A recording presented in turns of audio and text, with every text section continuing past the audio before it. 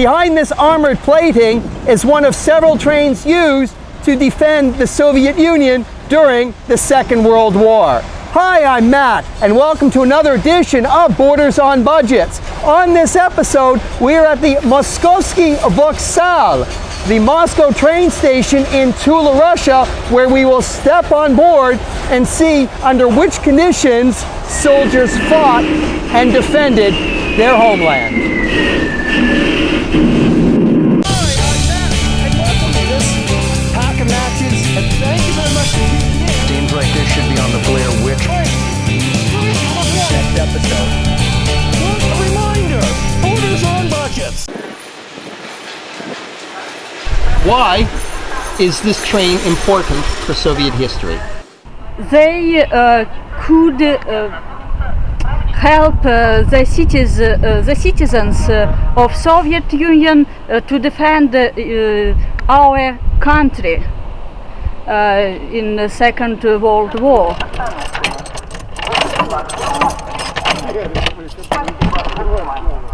Wow, not at all what I expected on the first car of the tour. This is the wagon klub, or the club wagon, where the soldiers rested and relaxed.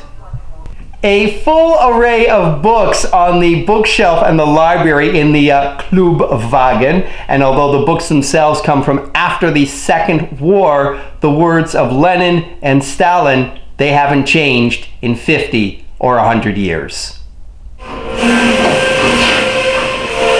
Soldiers have got to eat, and this is the bakery of the 30 wagon train. Marina is going to give an explanation, and let's be a little patient with her. This is her first excursion in English. What is this cylindrical contraption?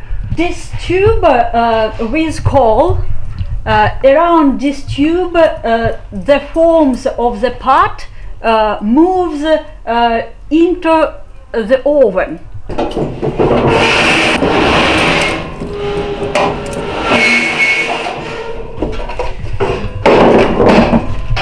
The bread is ready. On a daily basis, the soldiers' rations would have been about 600 grams of black bread, another 400 grams of white bread. As far as meat goes, merso, that's 150 grams, another 100 grams of riba, and for vegetables that included 30 grams of luk, onion, and 15 grams of tomato. This room for negotiations. You can see the captains who make the orders for soldiers. This is map where you can see what arrive around the town of Tula. Tula is red because fascists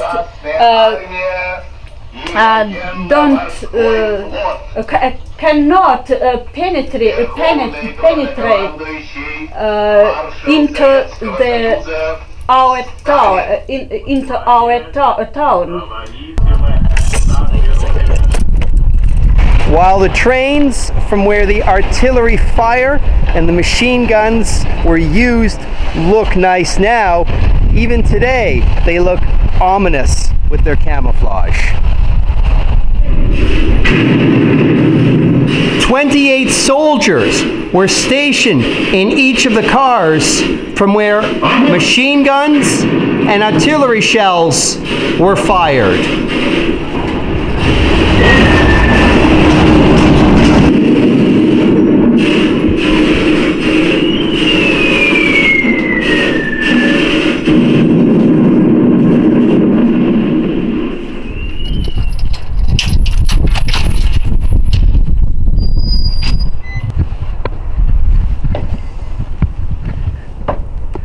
Wow, just stepping on board, I can feel the heat, and all that is with an artificial light.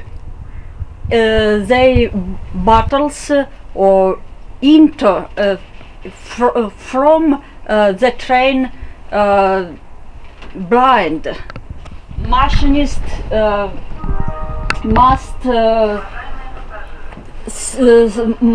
must see by periscope. His agent must put the coal into the locomotive. I'm exhausted after only one shovel. I can't imagine spending hours, days, or weeks in these confined quarters. Thanks to Marina for her guidance and patience during her first English expedition here at train number 13. Now we're going to head back to town. 20 rubles for a city bus in Tula. The driver even gave me the receipt for the 20 rubles. I forgot. I couldn't help but notice that all day in Tula, I've been the only one wearing short sleeves. It's not because the day has been that hot, but it has been nice. And besides, I might as well take advantage because otherwise, the Russian winter, she's coming real soon. Tulskiye Pryaniki. And boy, did I have to practice that several times before going on camera. Not just a candy and a sweet shop, but when visiting Tula, it is absolutely mandatory to consume the local delicacy of PRYANIK, gingerbread. Well, seeing as that I'm in the country, how about one SSSR, please? For one small PRYANIK, it is 100 ruble. That's approximately €1.50. Oh, I like how Irina had that at the ready. This confirms my purchase. And so I asked Irina, what makes PRYANIK so special? Why is it so tasty? Give me all your English. Jam. Jam? Jam, apple. Apple jam. Okay, so we now have found out that it's not just gingerbread, but it also includes fruit jam. Upon further clarification, this is actually grushka, pear PRYANIK. Let's give this a try on camera. Вкусно.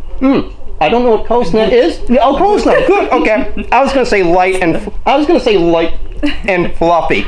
So, from the PRYANIK Tula restaurant, because I can't remember how to say it in Russian, thank you very much for tuning in to this edition of Borders on Budgets.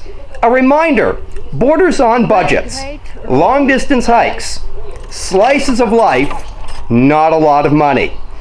Thank you once again for tuning in from Tula, and I look forward to seeing you on the next episode. Ooh! Tunnel! It's a tunnel! Oh, how neat! Woo,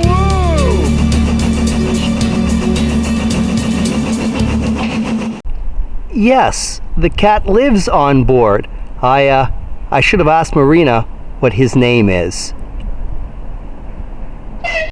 Did you like this episode? Great. Help Borders on Budgets grow. Hit the subscribe button below, and don't forget to share this story with your friends who would like to learn the Soviet perspective of the Great Patriotic War, or perhaps would just enjoy a local dessert.